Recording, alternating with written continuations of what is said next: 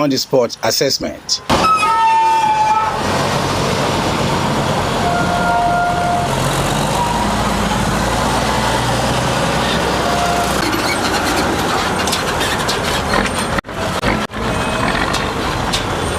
The first port of call was the site of the Osrc Road Dualization Construction Project. Structure joined top government functionaries, including the governor, to assess the level of work.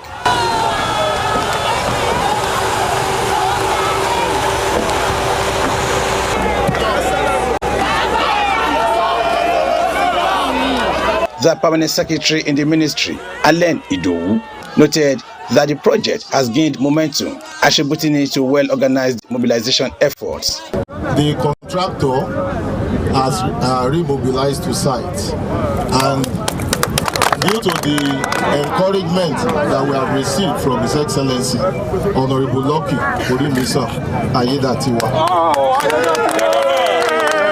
Kọ̀ǹgì láti ṣe ìpinnu fún wa pé títí oṣù kẹfà ọdún yìí bí àwọn máa parí ọ̀nà yìí.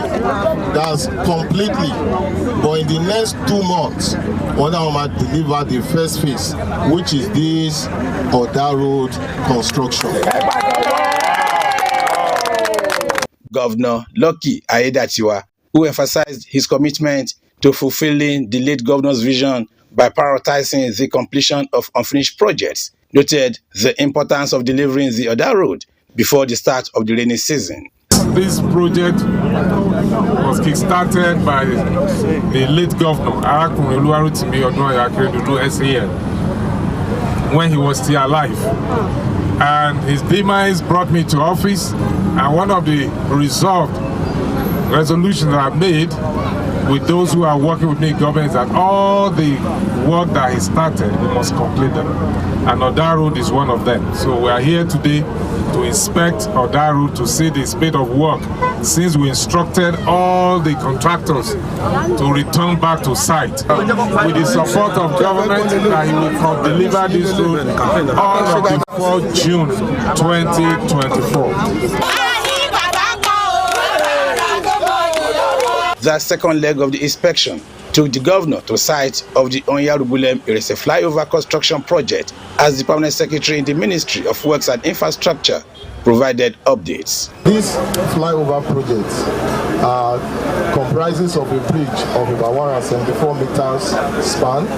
The total project scope is 650 meters for the entire project. So, and we have the bridge comprises of various segments like the foundation, the pier, which are already been done.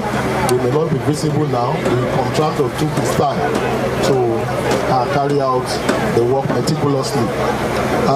And then what we are seeing visibly right now are the piers being erected. We also have retaining wall on both sides of the bridges to embank the field that will be put right in the middle of the bridge.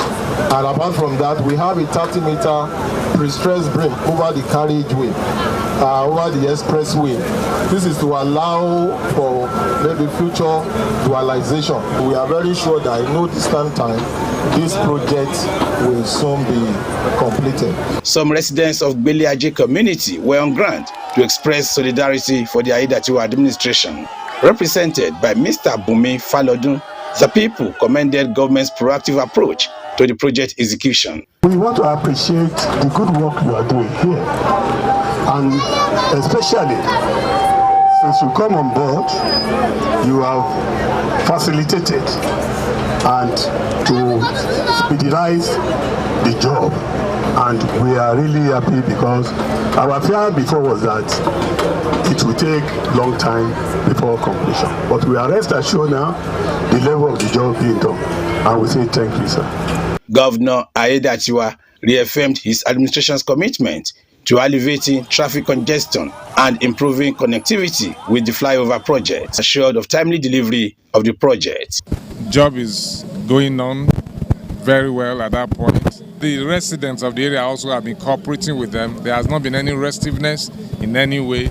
They have not been disturbed, any compensation as it were.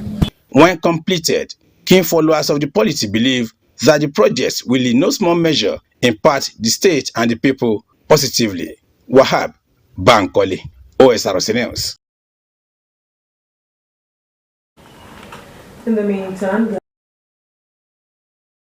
administration will enforcement in Ondo State to ensure the safety of lives and properties of people.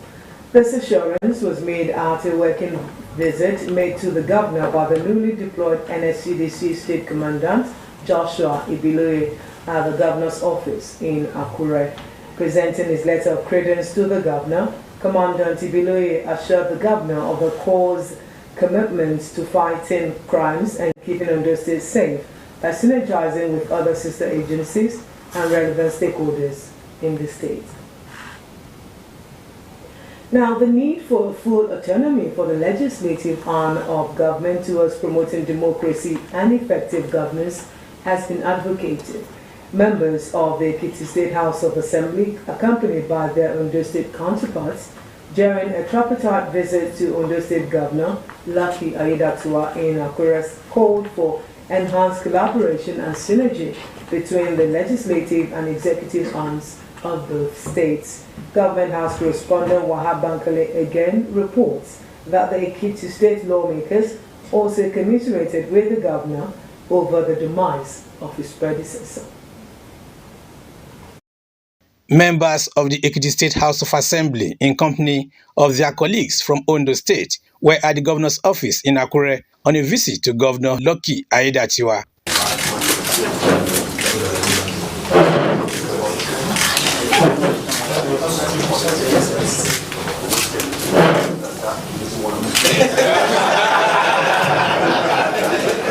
Led by Speaker of the Ekiti State House of Assembly and Chairman of the Southwest Conference of Speakers, Adeoye Aribasoye, the visit was used for condolence, courtesy, and advocacy for regional synergy, while condoling Governor Aiyedatiwa and people of the state over the demise of former Governor Oluwarotimi Akeredolu. The Speaker extended warm regards to Governor Aiyedatiwa in his new leadership role.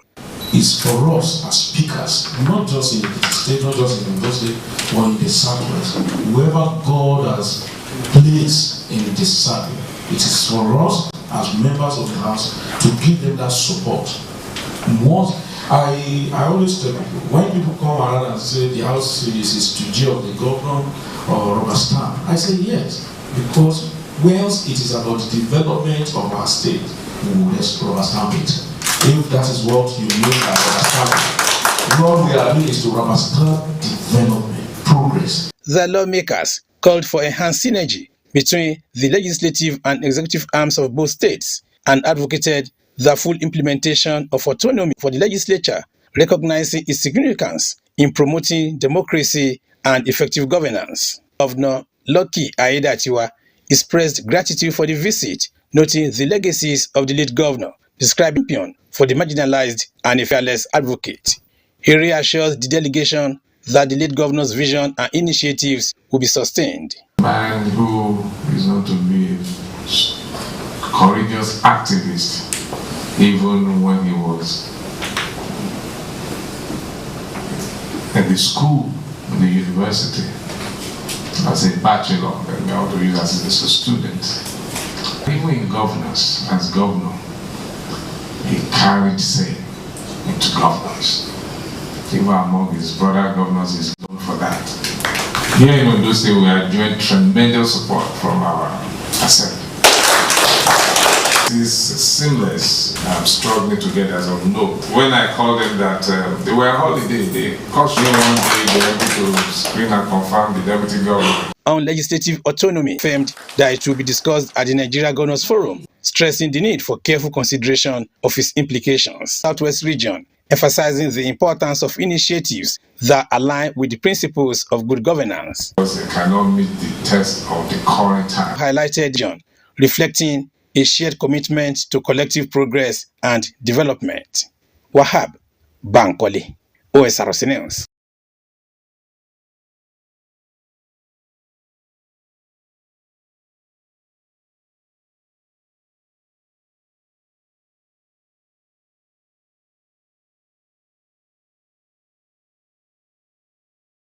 term at the Green Chambers resigned after his appointment as minister by President Bola Tinubu.